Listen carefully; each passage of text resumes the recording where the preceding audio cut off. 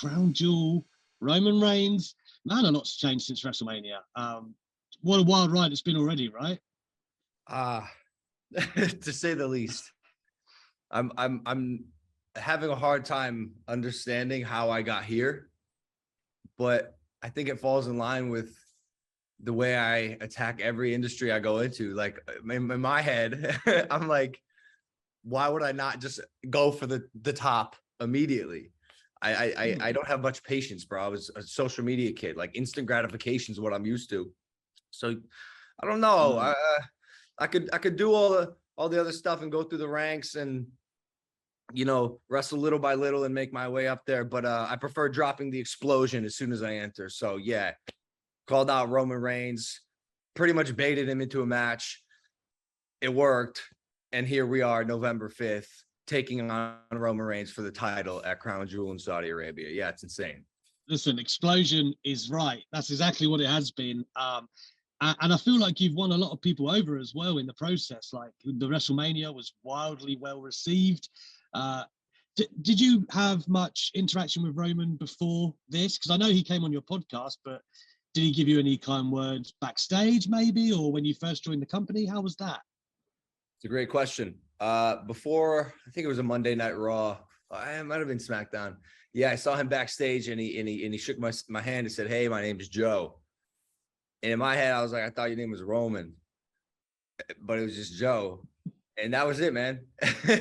It warranted, that conversation warranted a full-length podcast. And when he was on the podcast, I started getting that bug. I started getting that itch to like, you know, when an alpha enters my presence, I feel it. And then I want to out alpha the alpha. And the guy's an alpha. He's huge. Just a massive human being who's at the top.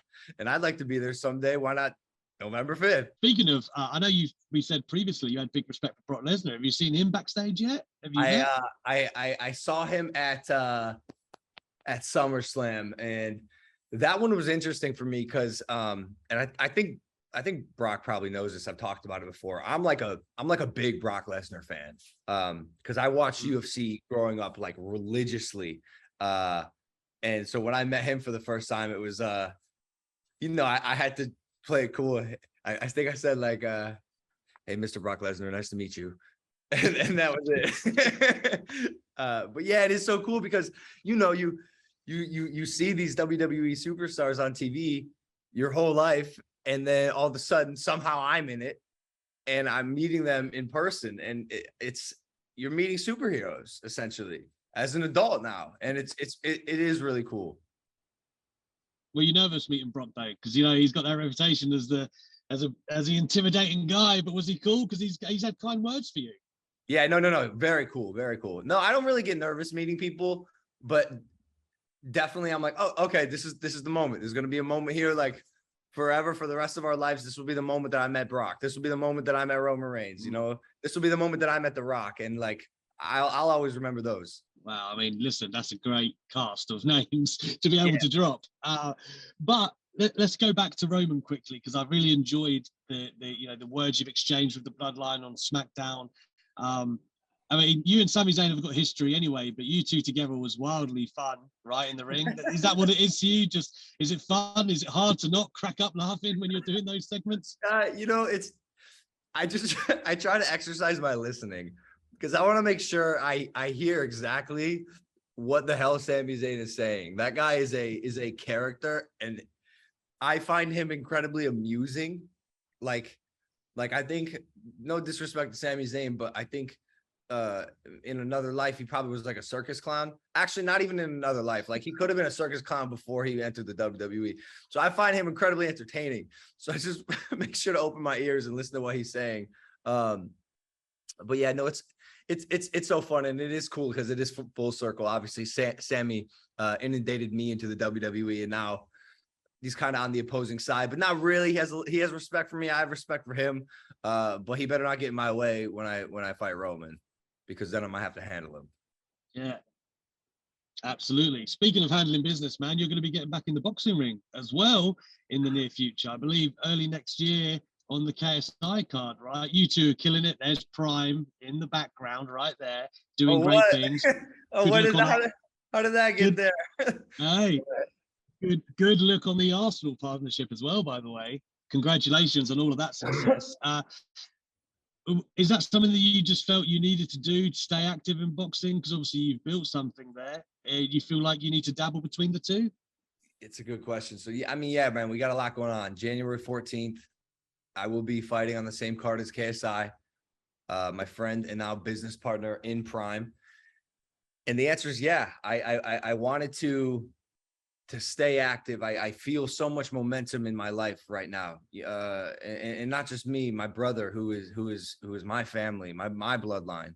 And he's boxing and doing an amazing job there. I'm doing the best I can in the WWE, and hopefully I'm going to initiate a takeover of sorts. But I asked myself, I spent 3 years developing this skill set, bro. Like, I've been punching and fighting for 3 years. I can't just abandon that. It's wildly entertaining. I love it. And it falls in line with, I guess, the way my career is unfolding, right? Combat sports. And if I can do the hop between the WWE and boxing, because I'm in shape for both. It's not like I don't have an off season, you know. And a lot of boxers and a lot of other athletes, they have those dips of competitiveness where they can take off. I don't, right? If I'm not doing WWE, I'm gonna be boxing. If I'm not boxing, I'm doing WWE. And maybe if I get a second in there, I'll take some photographs. I'll take some originals on a Polaroid. But for the most part, it's I'm using my physicality while I'm young, because I'm 27 years old. I'm not gonna be as durable and as capable as I am athletically for my whole life.